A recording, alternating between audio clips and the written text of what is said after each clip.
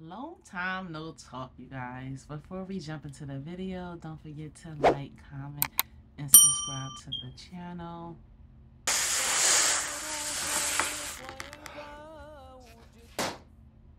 Hey guys, how are you? All right, so today we're doing this setup. It was a cloud 9 theme. I had 5 clouds that I will be putting up in the ceiling. Now, these are not the clouds. I have a tutorial on clouds. These were slightly different clouds. As you can see, I added some 16-inch balloons in them. And instead of doing, I believe I did quads in the cloud tutorial that I do have on my channel. Instead of doing quads, I did, I guess, like a cluster of 3 balloons. So instead of 4, I just did 3. And that's how I did it all the way until the end. And I think the end I did maybe a cluster of 4 to close it out. But I did 3 clusters, clusters of 3 balloons. I don't know how to say it. But I did that for all of them. I want to say except for the ones in the ends, they were a quad of like 5-inch balloons, but all 11-inch balloons, and then the 3 16-inch balloons were kind of like back to back in the middle part, and then the ends were just 11-inch balloons sized down to like 7 and 5 to make it smaller. And I got this idea actually from Feather Fox. I want to say Feather Fox Designs or Feather Fox Balloons or something like that on Instagram. She did 3 instead of the quad of 4, but she had like 24 inches and stuff in her clouds. I liked it, the 16 inches instead. Plus the ceiling is not that big, so I wanted to do that instead of the 24-inch in the cloud. And I'm using magnets. As you can see, I'm using the mag pole.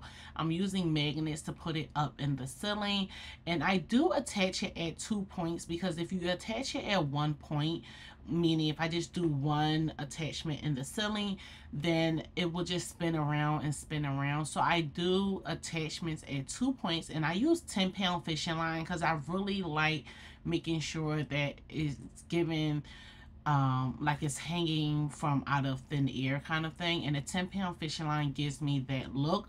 25 pound or 20 pound may do as well, but I feel like you can still see it just a little bit. But when you use 10 pound, you really can't see it at all. Even in person, it's really scarce. So I like the 10 pound the most. And then for this 4th cloud, I attached it directly to the panel. And these backdrop panels, they are not mine. They are rented from the local vendor, which is actually her venue. And the color for the clouds, as you can see, they have like a little pearl on it, is white inside satin pearl, and the satin pearl is by Sempertex. And I usually get them from Balloons Online. They have like Sempertex, Qualitex, and Tuftex. So it's a great deal. You go on there, you can shop all 3, and I think they have another brand, but they have a lot of different brands on there, so really great. So this was for the cloud setup. I had one more, which is 5 clouds all together. If you have any questions about the clouds, just leave a comment down below and I will answer your questions. Now I am setting up the garland at the bottom. Now this was a 1 color theme, which I love 1 color theme because I can move much faster. I don't have to really worry about color placement. First, let's do the colors. The color was Royal Blue inside Fog by Tuftex. Now, the Royal Blue, you can also use Dark Blue by Qualitex. It would give you the same look, because I had some dark blue here and I mixed it up because I just wanted to get rid of it. So you can do Dark Blue and Royal Blue.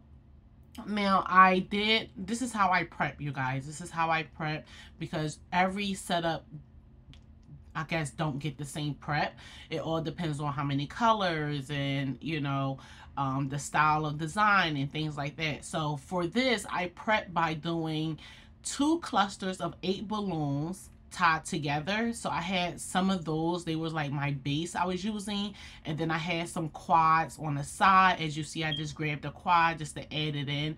And then I also, I want to say I had like a cluster of 6 balloons, but right now you see me grabbing a cluster, 2 clusters of 8 balloons. They were already tied together. So when I inflate at home, I usually prep how I'm going to set up to help me move faster on site. So because this is a one color design, it allowed me to work with 2 clusters at a time, similar to when I'm building out walls and things like that. I also do that 2 clusters at a time method. That way I can build faster. So right now, for the back of the panels, I'm using the clear adhesive hooks from Amazon. You can use that people typically use outdoors for like bricks and things like that. I've used those on the back of the panel. The vendor I work with, she don't mind, as long as we don't put them on the front, where of course the paint, it can rip off the paint, so you don't want to ever use them on the front. But the back is totally fine, so I use them on the back with no problem.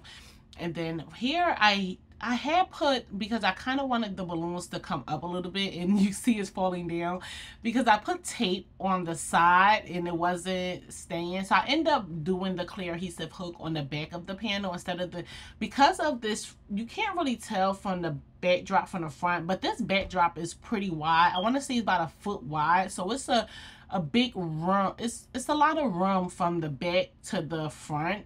So I really wanted to be on the, I wanted the garland to be on the side of it, but the way the tape was acting this day, it wasn't holding up. So I ended up doing the clear adhesive hook on the back of the backdrop, and it allowed me to keep the garland up, which was actually, I'm glad I did, because I was able to move it down a little bit, and I like how that design looked all together. So I end up using a clear adhesive hook on the back of this right now instead of the tape. You see, I picked up the tape and I was like, I don't feel like it. And then I just did the hook on the back. I'm tying a 260 to the hook. Sorry, I didn't get it up close, but I'm tying a 260 directly to the hook, and I make a loop. That's how I do mine. I don't do where I tie a 260 and I wrap it around the balloon. I just don't have the time for that. I usually just make a loop, and then I just loop that around 1 or 2 balloons to make it nice and tight. And here I am. Now I am using tape on the floor that holds up pretty well. I use gaff tape. As you see, I have the black gaff tape, and I make a rig point on the floor like a H method. So you put a 260 in between the balloon, in between the tape, and then you wrap the tape like going in a H or like a circle, really going around until it cover all sides. And then I'm using it to hold down the base, so when people walk by, or they're not tripping over balloons and it's not moving in out of place or anything. So here I'm filling out the sides. I'm using quads. As I told you, I built my base out with the 2 clusters at a time, and now I'm using the quads to I guess shape it out as well as fill it out. So you see I added that quad next to the chair in the front right there. That's how I basically shape it out and close out the garlands. So I like to close out my garlands with quads of 4 balloons and give it a nice point, and it it helps to give, I guess, the design some shape, in my opinion. So that's what I'm doing here. And now I'm just adding right there. That was a cluster of 6 balloons in the quad. As you can see, it has that point at the end, and I'm adding in this last dupe of 2 clusters of 8 balloons, and I'm just tying them in and attaching them. And I want to say this was a 24-foot garland that the client got, but I want to say I end up adding an extra 1.25 or something like that. I'm not sure if I got it on camera, but I end up adding an extra 1.25. So technically maybe like a 25.5 foot garland altogether. And this is how that looks. And now I'm just going in and adding those quads into different spaces. to either shape out to garland or fill in different areas. And this is pretty much me just moving things around, making sure I like how things are looking. Sometimes when you tie, because everything, I don't know if I mentioned this, I tie everything neck to neck. If I have trouble tying anything neck to neck, then I would just go in and use a 260. And here I went and added that last quad, which really changed the game. And I'm not even going to tell you guys what I did. You may notice once you see the final thing, but I end up adding some extra quads on the far right because I didn't like how that 16-inch balloon was pointing outwards.